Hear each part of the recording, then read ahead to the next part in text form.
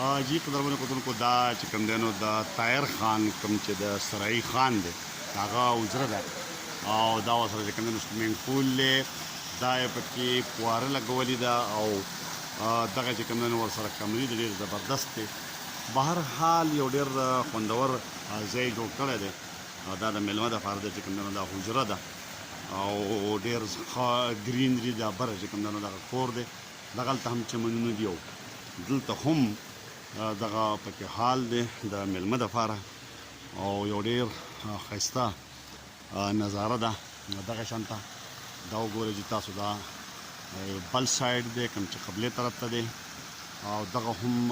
ډېر ښایسته او دلته کې که فرض کړه څوک سویمنګ پول چې کوم دی نو استعمالوي نو د هغې نه دا غرمونه هم په دې کې خونه اخیستی شي دغه ورسره فواره ده دا سویمنګ پول زبردست او اوبه چې کوم دی نو تکې شنې دي او ورسره چې کوم دی نو دا ورسره بیا هغه دغه دي د ریسټ لپاره کوم چې 5 سټار هوټلو کې یا د دوبۍ بیچ چې کوم دی په هغې کې استعمالیږي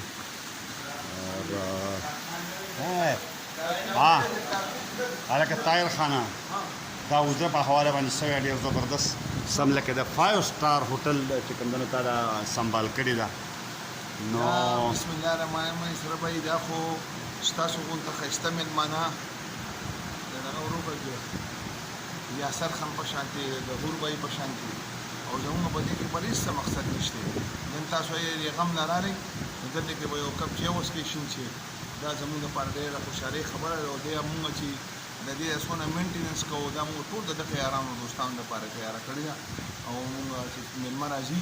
مونږ ډېر زیات هغې ته خوشحالېږو او شکریه ادا کوو اوس پورې هسې کی خلکو کې څومره خلک چې کوم دی نو هغه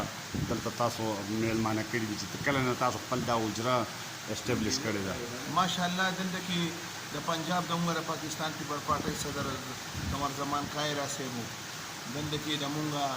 دا صوبه سرحد چې څونه د مونږ صوبایي کابینه ده که پای کې نظمالدین خان خو خیر زموږ مشرور دی خو امجد افریدي صاحب دلی شاه صاحب دلی او نور هم د پنجاب چې څونه مېلمانې د سن څونه مېلمانې د پارټۍ چکر له راځي او داسې ځي دیر ته چیرمین صاحب دلی هغه ټول راګرځي بېګانه برش باندې اسلام آباد مېلمانه نو ټول زموږ د پارټۍ دوستان مشرانو دا د هغوی دفتر دی د هغوی کور دی او موږ د هغوی شکریه ادا کوو چې دلته کې دونه راوړل ستاسو راټولو او زموږ سره یو کپ شین چای وڅښي زموږ لپاره دا ډېره خوشحالي خبره نو دا طاهر خان تاسو واورېدو ډېر ښایسته سیسټم دی دغه چې کوم دی دا چې کوم دی نو کمرې دي دا ورسره چې کوم دی نو کمرې دي دا بره دا کور ډکون هم دی خو بیا چې کوم دی دا کمرې دي دا وګوره تاسو دا انډرګراونډ کمرې دي دا ورته بیا مزدار لار ده کور ته کچن او دا ورسره چې کوم دی نو ویل اسټبلیش کمرې دي دا یې ډکون کړی دی بره دی باندې به د کور غولی دی او لاندې چې کوم دی نو دا ورسره کمرې دي د مېلمنو دپاره دغه شانته یو کمره دغه وه یوه چې کوم دی نو دا بیا دا ده دا هم ډېر ښایسته ډېر زبردست او دا چې کوم دی نو کچن چې کوم میلمانه راځي نو دلته د هغې د خوراک دپاره بندوبست دی دا ډایننګ هال دا د حجرې دپاره سیسټم دی یو خو بهر هغه حال و چې کوم د لویو پروګرامونو دپاره استعمالېږي خو دا چې کوم دی نو دا کمرې دي او ورسره بیا ډایننګ هال دی نو دا د طاهر خان چې کوم د سرایي خان دی د هغه د کور دپاره چې کوم دی نو لکه د میلمه دپاره جوړ شوی ځای او د هغې خوندونه